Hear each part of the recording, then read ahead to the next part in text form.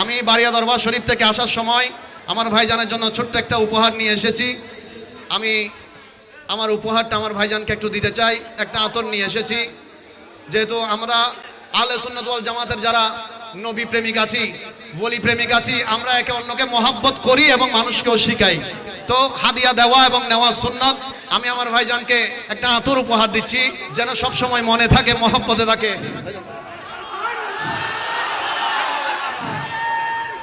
ইয়া রাসূলুল্লাহ।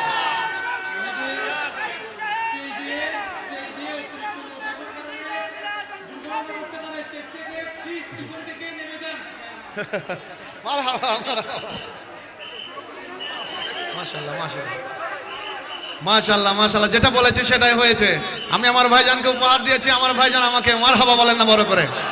আর দুই হাত তুলে একসাথে নারে তাকবীর, নারে রিসালাত, নারে গাউসিয়া, জশ্নে ঈদ মিলাদুন নবী, ব্যান চালক পরিষদ, গাউসিয়া কমিটি বাংলাদেশ।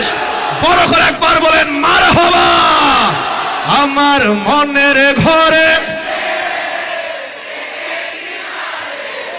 দো জাহানের বাদশা নবী রে, দো জাহানের কমলে वाला রে। আমার মনের ঘরে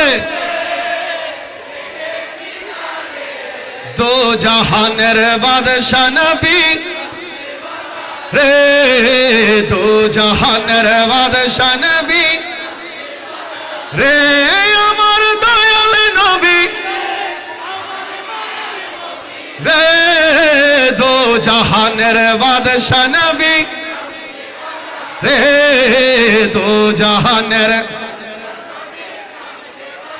মোরা যদি ডানাওয়ালা ওই মদিনা দেখার লাগে, কথা বলেন ঠিক কিনা? মোরা যদি ডানাওয়ালা ওই মদিনা দেখার লাগে, ও হৃদয় জুড়ে দেখতাম আমি নয়ন ভরে।